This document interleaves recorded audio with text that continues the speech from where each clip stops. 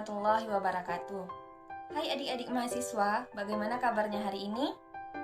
Alhamdulillah, pada kesempatan kali ini kita masih bisa bertemu kembali di perkuliahan kita dengan mata kuliah Konsep Dasar Pendidikan Anak Usia Dini. Saya berharap adik-adik mahasiswa semuanya yang menyaksikan video ini semua dalam keadaan sehat walafiat, selalu bahagia dan tetap semangat untuk melaksanakan proses pembelajaran kita. Walaupun pada saat ini proses pembelajaran kita masih berlangsung secara virtual. Baiklah adik-adik mahasiswa sekalian, sesuai dengan perjanjian kita pada pertemuan sebelumnya, setelah kita melakukan proses pengenalan pada minggu yang lalu, maka pada kesempatan hari ini tentunya kita akan masuk ke dalam materi kita, yaitu yang berkenaan dengan konsep dasar pendidikan anak usia dini. Nah, adik-adik mahasiswa, sebelum kita memulai pembelajaran hari ini, alangkah lebih baiknya kita untuk membaca doa terlebih dahulu. Berdoa dimulai. Doa selesai. Semoga dengan doa yang kita bacakan tadi, Allah terus memberikan keberkahan dan memberikan kelancaran dalam proses pembelajaran kita hari ini. Berbicara tentang konsep pendidikan anak usia dini, sebenarnya siapa sih yang disebut dengan anak usia dini? Selanjutnya, mengapa sih pendidikan itu perlu diberikan kepada anak usia dini? Adapun tujuan pembelajaran kita pada hari ini yang pertama itu untuk memahami konsep tentang anak usia dini. Yang kedua untuk mengetahui konsep-konsep dasar pendidikan anak usia dini sebagai sebuah landasan pendidikan. Kemudian yang ketiga untuk mengetahui bagaimana cara mendampingi, bagaimana cara memberikan pembelajaran, pengasuhan, serta pendidikan kepada anak usia dini, baik itu dalam pendidikan formal, informal, dan non-formal. Berbicara tentang konsep dasar pendidikan anak usia dini, tentunya hal yang pertama kali harus kita bahas adalah subjek dari pembahasan ini, yaitu anak usia dini. Adapun pengertian anak usia dini, menurut Direktorat PAUD, anak usia dini itu merupakan anak yang berusia pada rentang usia 0 sampai dengan 6 tahun, baik yang terlayani ataupun yang tidak terlayani di lembaga pendidikan anak usia dini. Selanjutnya, menurut The National Association for the Education of Young Children, mengatakan bahwasannya anak usia dini itu adalah anak yang berusia pada rentang usia 0 sampai dengan 8 tahun. Selanjutnya kita masuk kepada karakteristik yang dimiliki anak usia dini. Adik-adik mahasiswa, anak itu memiliki beragam karakteristik. Yang pertama, anak bersifat spontan. Anak usia dini tidak akan pandai berpura-pura. Biasanya mereka akan cenderung bersikap spontan dan apa adanya. Anak juga tidak akan berpikir untuk mengungkapkan apa yang dia rasakan dan apa yang dia pikirkan tanpa memperdulikan pendapat orang lain. Selanjutnya, anak usia dini itu juga bersifat ceroboh.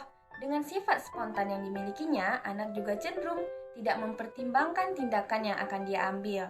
Jika ingin sesuatu, dia akan melakukannya saat itu juga, meskipun hal tersebut dapat melukai anak. Selanjutnya, anak bersifat energik dan aktif. Bukan hal aneh melihat anak usia dini memiliki energi yang tidak ada habisnya. Mereka akan terus bergerak ke sana kemari dan hanya diam saat tidur. Selanjutnya, anak itu juga bersifat egosentris. Anak usia dini akan memikirkan apapun berdasarkan cara pandang dan pengetahuannya. Dia juga menganggap apapun yang dia suka dan dia inginkan menjadi miliknya. Selanjutnya, anak usia dini itu bersifat pemarah. Perkembangan emosional dan sosial anak usia dini pada saat ini belum stabil. Dia masih marah dengan mudah dan mengekspresikannya dengan cara yang bebas. Rasa ingin tahu anak usia dini begitu besar. Dia akan selalu bertanya dan mencari tahu jawaban dari segala hal yang membuatnya penasaran. Adik-adik mahasiswa, selanjutnya kita masuk kepada subbab kecerdasan anak usia dini. Adik-adik mahasiswa tahu tidak ada berapa jenis kecerdasan pada anak? Ya, benar sekali. Ada 9 kecerdasan yang dimiliki oleh anak yang dikemukakan oleh Howard Gardner. Yang pertama adalah kecerdasan linguistik, yaitu kecerdasan bahasa.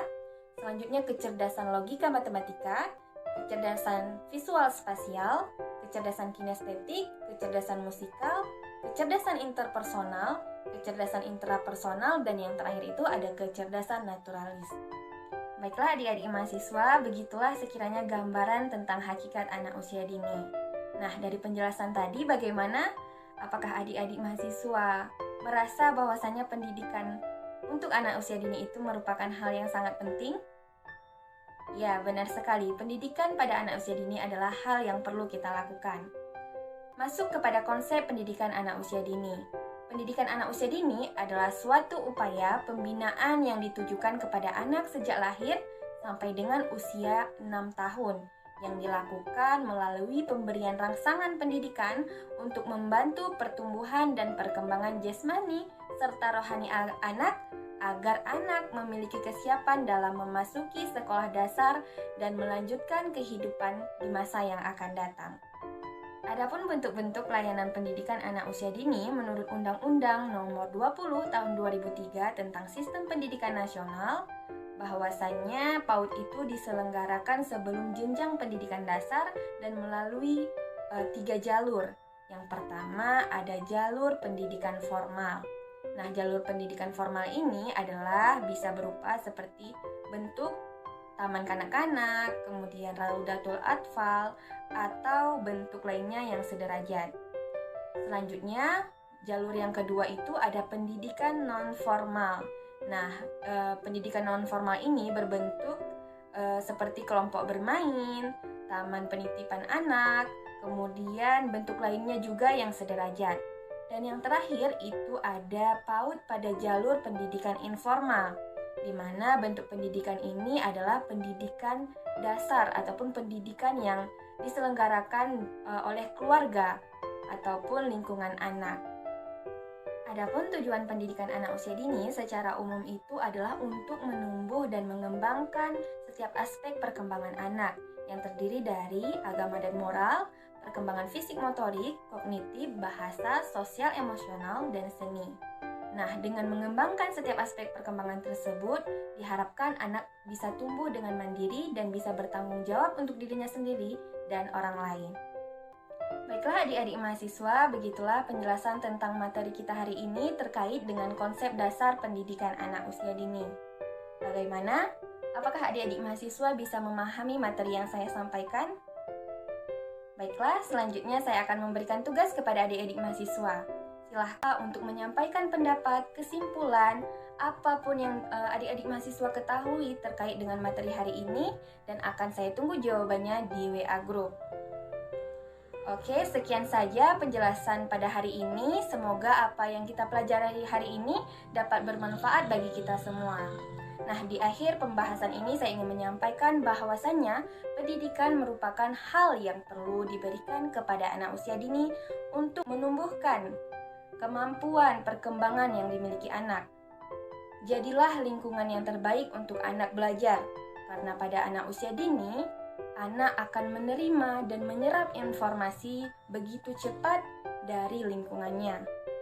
Kemudian adik-adik mahasiswa sekalian, anak itu merupakan aset masa depan bangsa. Jangan pernah lengah karena bagaimanapun anak merupakan tanggung jawab orang tua, guru, orang dewasa dalam lingkungan sekitarnya. Baiklah, sekian saja pemaparan materi hari ini.